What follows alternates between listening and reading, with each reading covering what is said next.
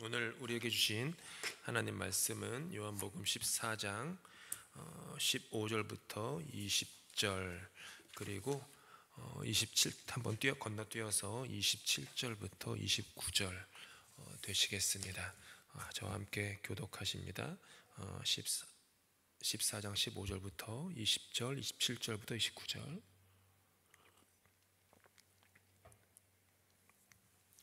너희가 나를 사랑하면 나의 계명을 지키리라.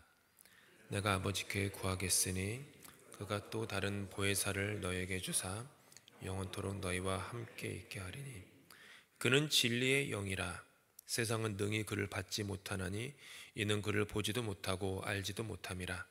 그러나 너희는 그를 아나니 그는 너희와 함께 거하시며 또 너희 속에 계시겠음이라. 너희를 고아와 같이 버려두지 아니하고 너에게로 오리라. 조금 있으면 세상은 다시 나를 보지 못할 것이로되 너희는 나를 보리니 이는 내가 살아있고 너희도 살아있겠음이라. 그날에는 내가 너희 안에 너희가 내 안에 내가 너희 안에 있는 것을 너희가 알리라. 평안을 너희에게 끼치노니 곧 나의 평안을 너희에게 주노라. 내가 너희에게 주는 것은 세상이 주는 것과 같지 아니하니라. 너희는 마음에 근심하지도 말고 두려워하지도 말라. 갔다가 너희에게로 온다 하는 말을 너희가 들었나니 나를 사랑하였더라면 내가 아버지께로 감을 기뻐하였으리라. 아버지는 나보다 크심이라. 함께 읽습니다. 이제 일이 일어나기 전에 너희에게 말한 것은 일이 일어날 때 너희로 믿게 하려 함이라. 아멘.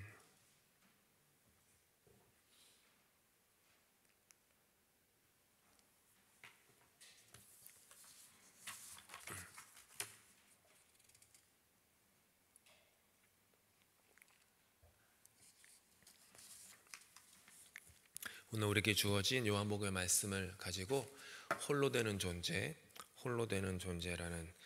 제목으로 우리 말씀을 묵상할 때 우리가 지금까지 살아온 신앙의 모습들을 한번 돌아보고 또 앞으로 어떤 신앙의 길을 우리가 해 나갈지에 대해서 한번 방향을 잡는 그런 시간 되시면 좋겠습니다.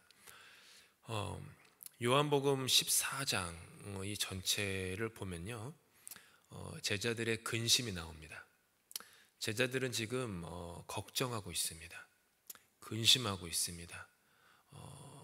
노심초사하고 있고 두려워하고 있습니다. 제자들이 지금 근심하고 있는 이유는 앞으로 곧 다가올 미래의 현실 때문이었습니다. 3년 동안 자신들이 가지고 있던 모든 것을 버려두고 집도 가족도 일터도 버리고 예수님을 따랐습니다. 그분 한 분만 따라다니면 인생이 괜찮으리라. 이분 한 분만 뒷공문이 열심히 쫓아다니면 세상이 변하리라. 우리 삶이 나아지리라 라고 했던 그런 기대와 소망과 믿음과 확신을 가지고 예수님 한 분만 3년 동안 따라다녔습니다. 그런데 갑자기 예수님께서 그들에게 말씀하시기 시작합니다. 얼마 안 있으면 내가 너희를 떠날 것이다. 잠깐 떠나는 것도 아니라 영원히 너희를 떠날 것이다. 이것이 제자들에게는 너무나도 두려움이었습니다. 자신들을 떠난다고 합니다. 그들은 한순간도 자기들을 홀로 놔두고 떠나실 예수님을 상상해 본 적이 없습니다. 자신들이 그렇게 일터와 그리고 모든 것들을 뒤로하고 예수님을 따라다녔지만 그 예수님과 함께 걸어가는 모든 순간들이 영원할 줄로 그들은 굳게 믿었습니다. 그래서 예수님께서 결국에는 그분의 나라가 임하고 그분께서 왕좌에 오르실 때 모든 것을 뒤로한 채 예수님 한 분만 바라보며 따랐던 자기들에게 그 보상이 주어질 것을 그들은 기대하고 있었습니다. 오늘 본문에 오기까지 마태, 마가, 누가, 요한복음 전부 다 제자들 사이에서 누가 더 으뜸이 되느냐, 누가 더 높은 자리에 올라가느냐, 이런 걸로 다투었던 모습들이 쭉 나옵니다. 근데 그런 그들에게 뭔가 완성되지도 않았는데, 아직 왕좌에 오르지도 않으셨는데 막 뭐가 될 것 같은데 내가 너를 떠날 것이다 라고 하는 겁니다. 지금까지 제자들이 살았던 3년 동안의 삶을 한번 생각해 보시기 바랍니다. 제자들의 삶은 철저하게 의존적인 삶이었습니다. 그들은 3년 동안 단 한 번도 무언가를 결정해 본 적이 없었습니다. 자신들이 무언가를 해결해 본 적도 없었습니다. 이유는 단순합니다. 그럴 필요가 없었기 때문입니다. 그저 예수님 곁에 껌딱지처럼 붙어 따라가기만 하면 모든 것이 다 해결되었습니다. 병든 사람들이 몰려와서 어떻게 할지 몰라도 걱정할 필요가 없습니다. 예수님이 다 해결하십니다. 5,000명, 성인 남자 5,000명, 여자 아이들까지 포함하면 10,000명이 되는 사람들이 들판에 몰려 있어도 걱정할 필요 없습니다. 예수님만 있으면은 보리떡 5개, 물고기 2마리로 그들을 다 먹였기 때문입니다. 배를 타고 바다를 건너갈 때에도, 광풍이 몰릴 때에도 그렇게 크게 궁극적으로는 걱정할 필요가 없었습니다. 예수님이 명령 한마디로 바다도 잠잠케 하셨기 때문입니다. 그저 그냥 예수님 곁에만 붙어 있으면 모든 것이 다 해결되었습니다. 예수님께서 기적을 베푸시면 그 옆에서 기적을 베푸는 모습을 보면서 놀라면 그만입니다. 예수님이 놀라운 말씀을 전하시면 그 바로 지근거리에서 말씀을 들으면서 감동받으면 그만입니다. 그러면서 사람들이 예수님에 대해서 막 환호하고 인기가 올라갈 때 내가 저분의 제자야 라면서 은근히 주변 사람들에게 자랑하면 그뿐이었습니다. 그들에게는 예수님의 말씀이 정말 진리구나, 예수님이 하시는 그 생명의 말씀이 정말 진리구나라고 하는 것을 깨달을 그럴 필요도 사실은 없었습니다. 그저 따라다녔고 따라다니기만 하면 모든 것이 해결되었습니다. 어떻게 보면 참으로 편안한 인생을 살았습니다. 그런데 이렇게 그냥 맹목적으로 따라다니기만 하는 의존적인 삶 때문에 그들은 정작 예수님이 진정 누구인지 깊이 깨달을 수 없었습니다.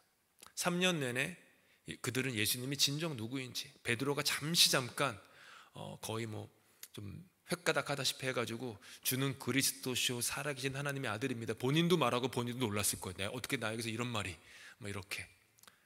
왜냐하면 바로 그 이후에 사탄아 내 뒤로 물러가라라고 책망을 듣지 않습니까? 그러니까 본인도 지금 무슨 말을 하는지 모를 정도로 그냥 그렇게 엄청난 비밀을 말해버린 거예요.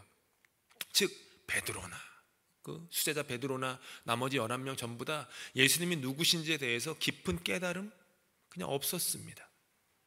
자신들의 삶을, 자신들의 존재를 그렇게 깨달은 진리 반석 위에 세울 필요도 없었습니다. 그냥 예수님의 그림자, 예수님 등 뒤에 쓰면 됩니다.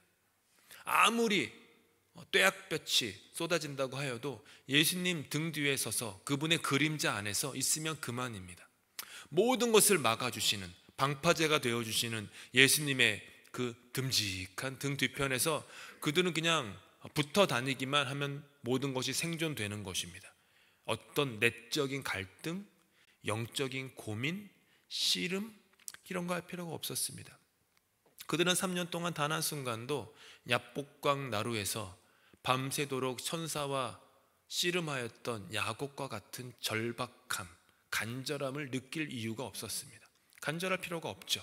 모든 것이 그분이 다 해결하시는데 무슨 마음에 간절함이 있겠습니까? 무슨 애절함이 그 안에 있겠습니까? 다 그분이 해결하시는데요. 그런데 난리 난 거죠.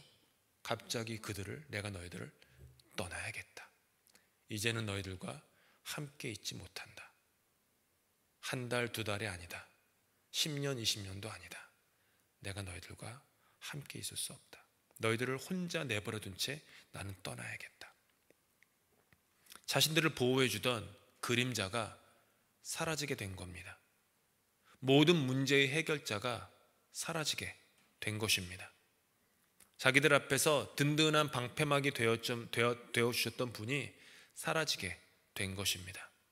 이제는 거센풍랑, 사람들의 거절과 핍박과 외면, 문제의 해결, 모두가 다 본인들이 직접적으로 맞닥뜨려야 할 삶의 도전이 되어버린 것입니다.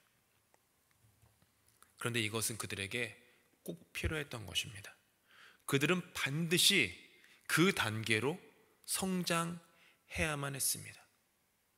예수님과 붙어서 그분만 의존하는 삶이 아니라 그 한 사람 한 사람이 주님께서 전해주신 말씀과 앞으로 보내실 보혜사 성령 안에서 홀로 독립해야 될 때가 온 것입니다. 그렇게 성장해야만 했습니다.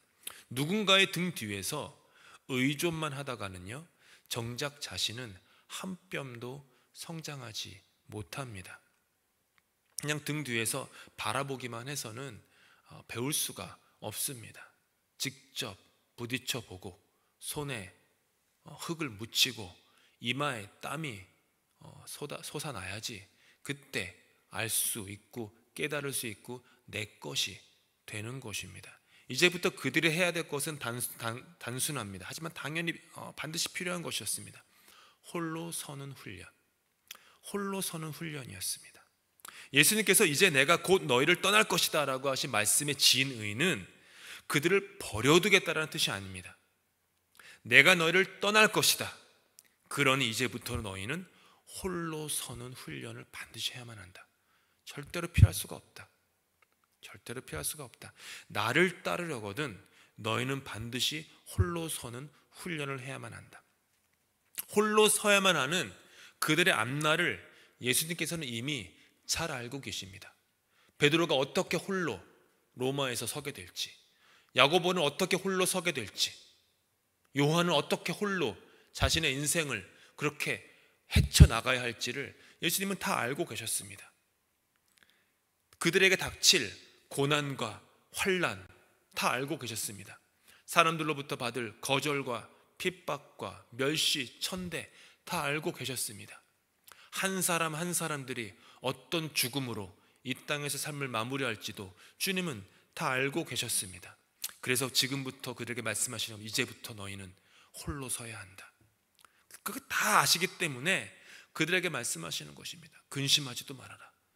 두려워하지도 말아라. 홀로 있다고 하여서 그것이 그들을 고아로 만들지는 않기 때문입니다. 홀로 있다고 고아가 아닙니다. 18절에 주님께서 말씀하십니다. 함께 읽습니다. 시작. 내가 너희를 고아와 같이 버려두지 아니하고 너희에게로 오리라. 홀로 있지만 동떨어진 존재는 아니라는 것, 홀로 있지만 외로운 인생은 아니라는 것, 홀로 있지만 신비롭게도 오히려 예수님과 더욱 깊이 연결되는 것. 신앙의 신비는 무엇이냐 하면 홀로 있을 때 하나님과 더 깊은 관계를 가진다라는 것입니다. 군중들 속에서 군중들의 환호와 그런 어떤 광기와도 같은 그런 분위기에서 내가 뭐라도 된 것 같고 뭐라도 한 것 같은 느낌, 그것이 내 신앙의 진정한 모습은 아닙니다. 그럼 모든 것들이 다 끝나고 내 주변의 사람들이 다 자기 집으로 돌아가고 자기 혼자 홀로 있는 그 고요한 홀로의 시간에 그때 우리의 참신앙은 거기서부터 시작됩니다. 홀로 있을 때 하나님과 더 깊은 관계를 가지게 됩니다. 세상에 대한 집착을 내려놓습니다. 사람들에 대한 움켜짐도 내려놓습니다. 그렇게 홀로 하나님 앞에 서게 될 때 우리는 나 자신의 진정한 모습과 만나고 하나님의 진정한 모습과 만납니다. 성경을 잘 보십시오.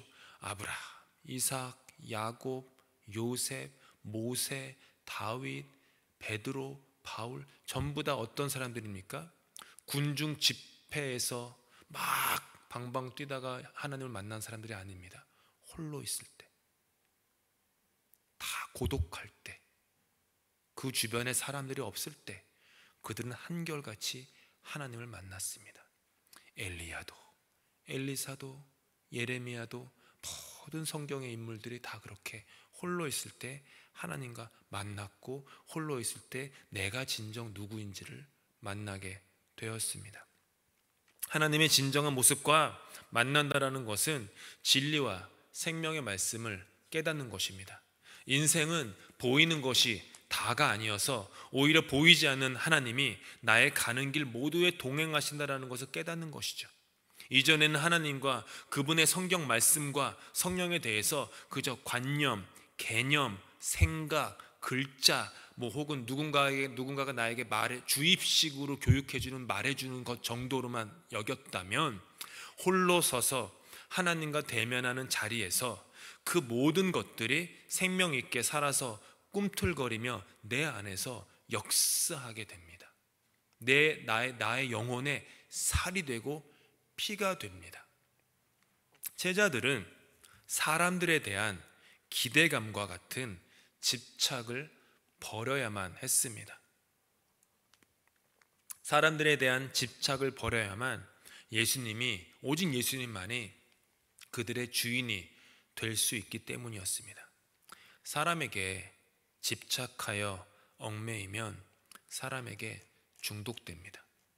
여기서 사람은 배우자도, 자녀도, 부모도 다 포함입니다. 사람에게 집착하여 얽매이면 내가 중독되는지도 모른 채 그 사람에게 중독되어 갑니다. 그래서 그 사람은 그렇게 인생이 계속되다 보면 하나님과 나 둘 사이에서 오는 그 관계 속에서 오는 존재의 당당함이 아니라 사람들과의 집착에서 오는 존재를 불안정하게 추구하게 됩니다. 계속 갈구합니다. 계속 구걸합니다. 나 알아주세요. 나 칭찬해 주세요. 나 사랑해 주세요. 나를 위해 이것도 저것도. 홀로 있지만 고아가 아닌 삶. 그래서 예수님께서는 제자들에게 내가 너희를 떠나야겠다 라고 말씀하십니다. 떠나야 하니까 떠나는 것이 아니라, 오늘 본문 말씀을 자세히 보시면 떠나는 것이 오히려 그들에게 유익이 되기 때문에 떠나야겠다라고 하십니다. 떠나는 것이 유익인 겁니다. 그들이 귀찮아서, 깨닫지 못하는 그들이 한심해서 어쩔 수 없어서 떠나시는 것이 아니라 예수님이 그들을 떠나야만 그들의 영혼과 앞으로의 살 인생에 유익하기 때문입니다. 예수님이 떠나심으로 말미암아 보혜사 성령이 그들에게 임하기 때문입니다.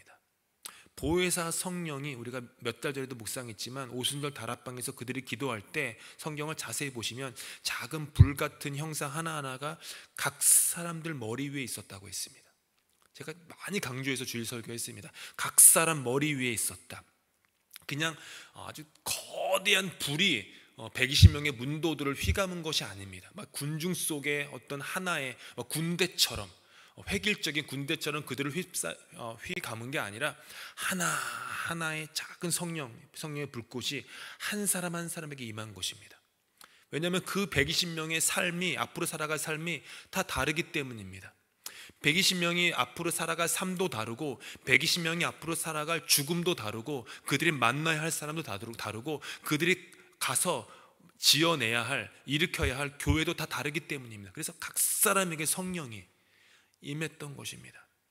주님께서 떠나심으로 말미암아 그렇게 그들 한 명 한 명에게 함께 하신다라는 것입니다.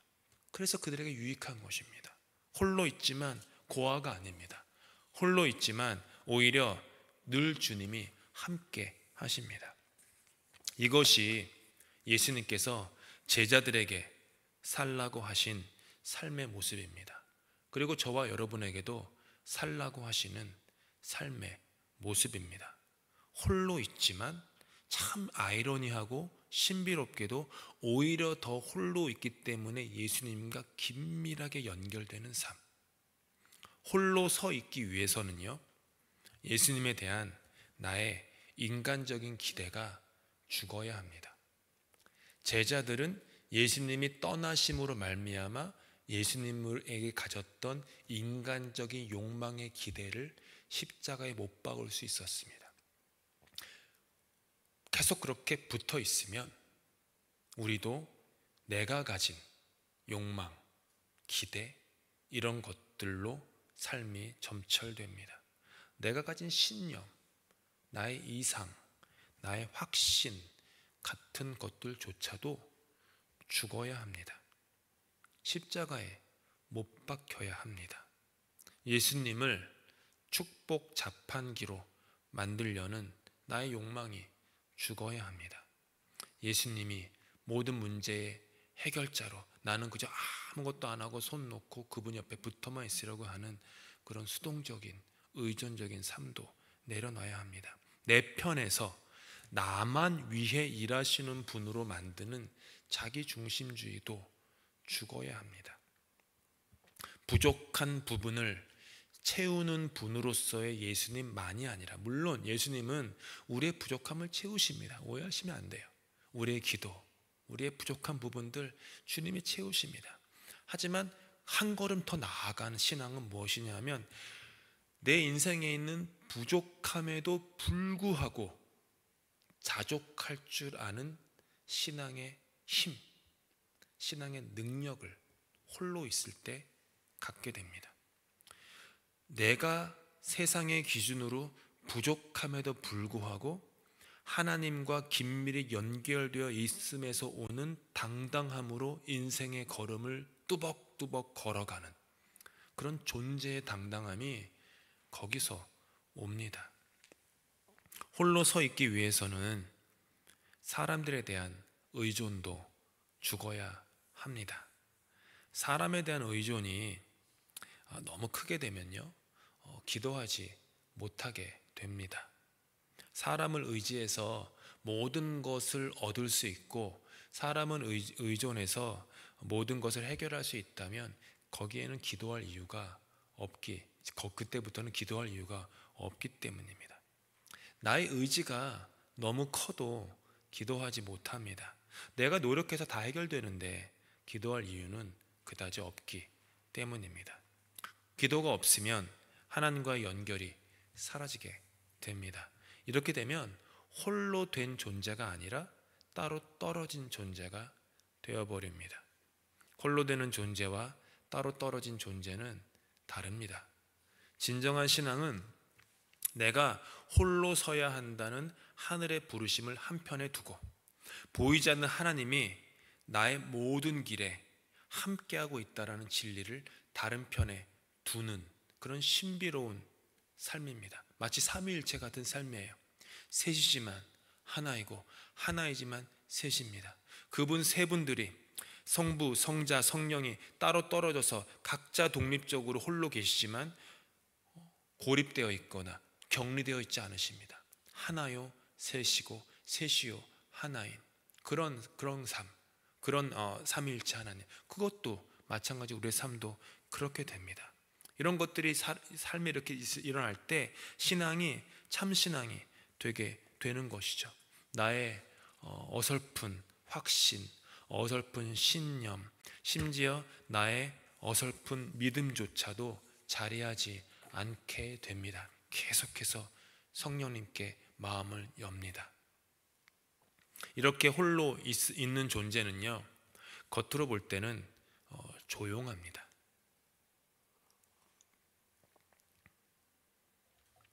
당연하죠. 홀로 있으니까 조용하겠죠. 그런데 그 안에는 말할 수 없는 엄청난 움직임이 있습니다. 신앙생활을 할 때 요란하다고 해서 내 신앙이 어떤 역동성이 꼭 있는 것은 아닙니다. 조용하지만, 잠잠하지만, 그렇다고 그게 가만히 있는 것입니까? 속에 엄청난 영적 움직임이 있는 사람입니다. 죽은 나무와 산 나무는 겉으로 볼 때 비슷합니다.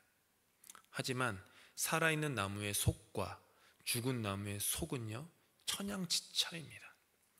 죽은 나무는 겉으로 볼 때 참 잘 서 있다, 든든하다, 높다, 굵다라고 생각해도 그 안에는 위에서 아래로, 아래에서 위로, 그리고 여기 옆으로 뻗는 움직임이 없습니다.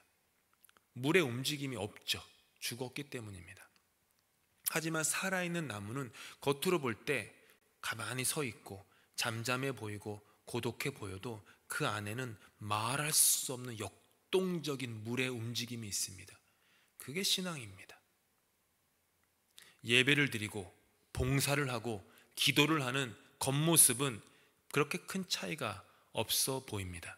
하지만 홀로 있되 하나님과 깊이 연결되어 있는 존재의 안에는요, 그 생명이 끊임없이 역동적으로 움직입니다.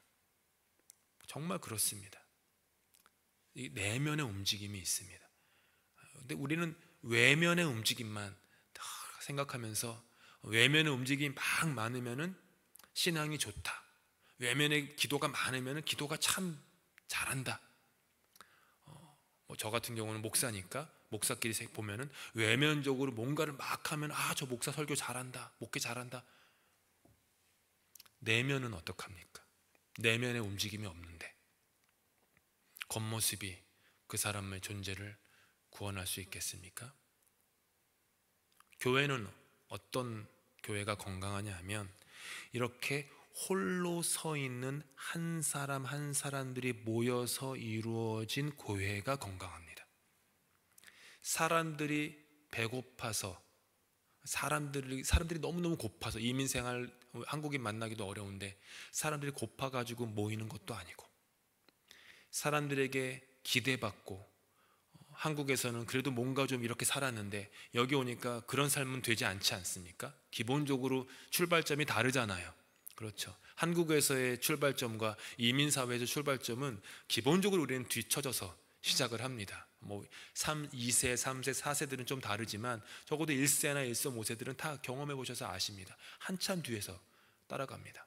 무슨 한국의 명문 고등학교 나온 게 무슨 소용이 있으며 한국의 명문대학 나온 게 무슨 소용이 있습니까? 한국에서 아무리 성적을 잘 받고 무슨 대기업에서 무슨 일을 했다고 해서 이곳에 오니까 무슨 소용이 있습니까? 아무도 알아주지 않습니다. 제가 이민교회 생활하면서 들었던 얘기가 제가 한 얘기 들은 얘기예요. 그 이민자들이 이민 사회에서 인정을 못 받아가지고 교회 와서 인정받으려고 오신다고. 그렇게 서양 사람들 안 알아줘. 서양 사람들한테 서울대 나왔다고 서울 유니버시티 그게 무슨 대학이냐고 알아주지도 않습니다.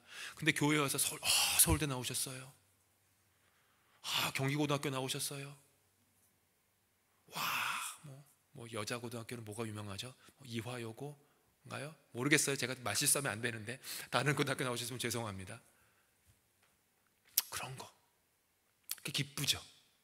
뭔가 내가 이민사회에서는 참 사람들이 알아주지 않는 일을 하고 있지만 한국 교회, 이민교회 오니까 어깨 으쓱할 수 있고 그렇게 오지 않는 것입니다. 사람들로부터 얻을 것이 있어서 모이는 것도 아닌 것입니다. 의존적인 사람들이 모인 공동체는요 건강할 수 없습니다. 절대로 건강할 수 없습니다. 남이 시키는 것만 하는 공동체는요 절대로 건강할 수 없습니다. 제가 설교하면요 제 설교를 듣기만 하고 이렇게 생각하는 교인들만 모여있으면 이 교회는 건강할 수 없습니다. 제가 설교를 하면은 정말 그러한가? 그 말씀이 나한테 무슨 의미지? 계속 생각하고 갈등하고 고민하고 질문하고 그런 교회가 건강한 교회가 돼. 왜냐하면 자기 것이 되기 때문입니다. 자꾸 떠먹여주면 언제 성장합니까? 언제 홀로 설 수 있겠습니까? 사람들에게 의존하기 때문에 사람들에게 기대하게 되면 됩니다. 그렇게 되면 그렇게 안 되면 그렇죠. 기대하기 때문에 사람의 힘이 주장하고 실망하게 되는 일이 많습니다. 의존이라는 명목하에 행하여진 집착으로 말미암아 상처를 받게 됩니다. 그런데 하나님 앞에 홀로 설 줄 아는 한 사람, 이분도 하나님 앞에 홀로 서 있어요. 저분도 하나님 앞에 홀로 서 있어요. 목사도 하나님 앞에 홀로 서 있어요. 당회원이 한 명 한 명이 하나님 앞에 홀로 서 있습니다. 권사회 한 분 한 분이 하나님 앞에 홀로 서 있습니다. 은퇴하신 분들도 홀로 서 있습니다. 청년들도 홀로 하나님 앞에 서 있습니다. 이런 사람들이, 다양한 사람들이 모여 있는 공동체는요, 다릅니다. 홀로 서 있기 때문에 각 사람이 하나님 안에서 충분합니다. 충만합니다. 너 때문에, 나 때문에 충분하고 충만한 게 아니라 하나님에게서 오는 충만함이 그 안에 있습니다. 하나님 안에서 오는 당당함이 그 안에 있습니다. 비교할 이유도 없어집니다. 경쟁할 이유도 없어집니다.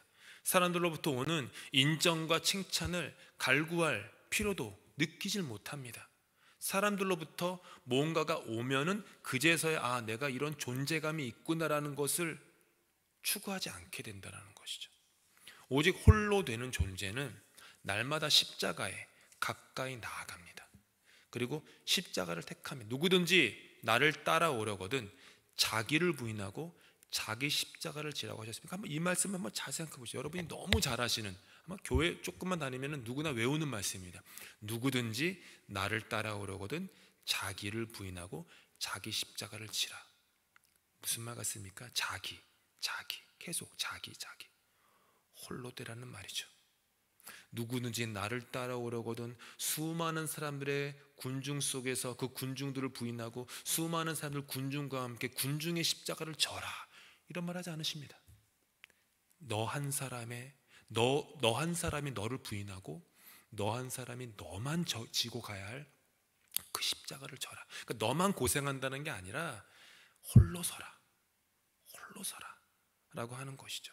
고생과 고난을 택한다라는 것이 십자가가 아닙니다. 십자가를 택하는 것은 예수님과 더욱더 가까워진다는 것이죠. 십자가 앞에서 스스로를 보호하려고 하는 욕망을 내려놓고 스스로 연약해지고 스스로 낮아집니다. 스스로의 보호장치를 다 벗어던집니다. 있는 모습 그대로 나아가는 것입니다.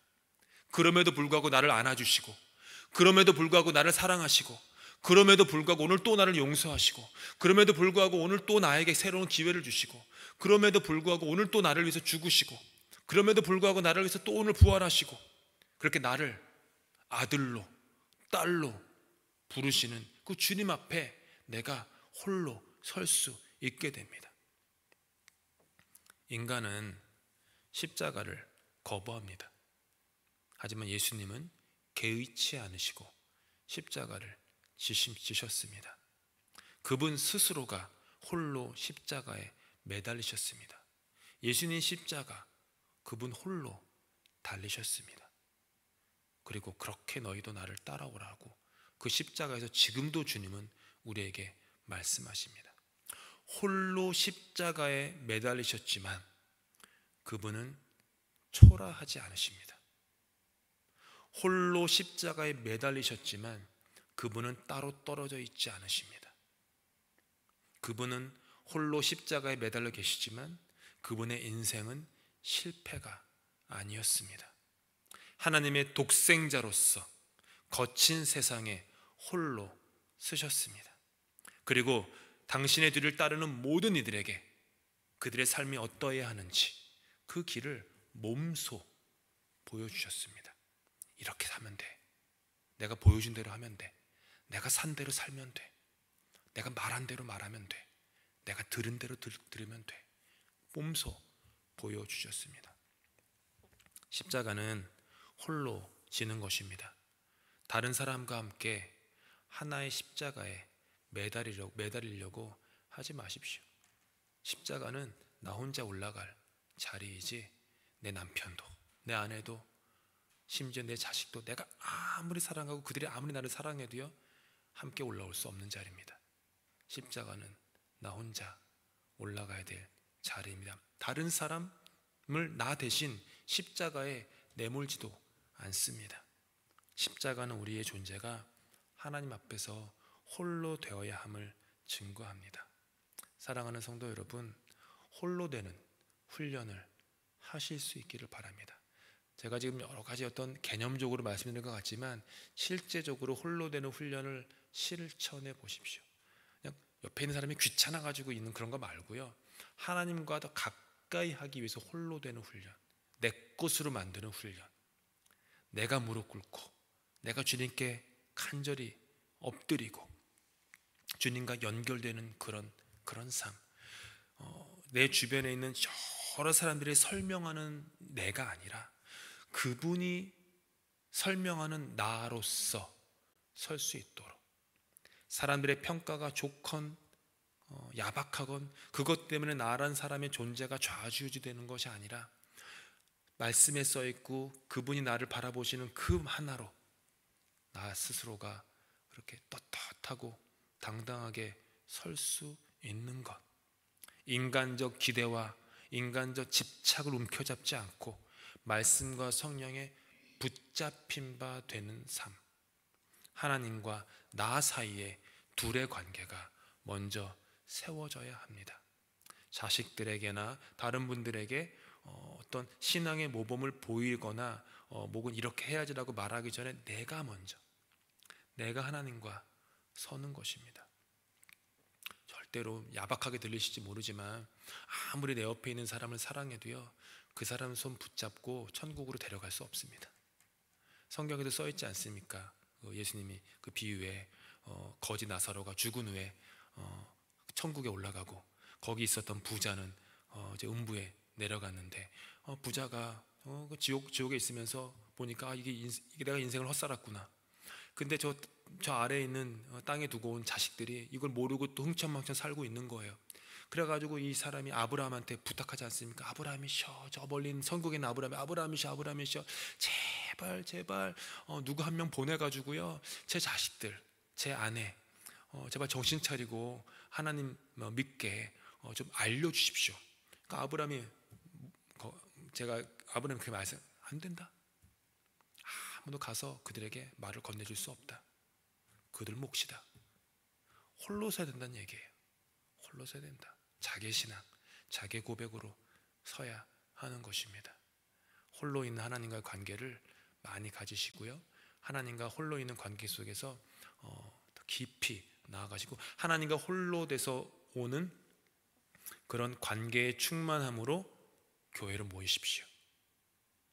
그래서 그 충만함을 서로에게 나눠주십시오.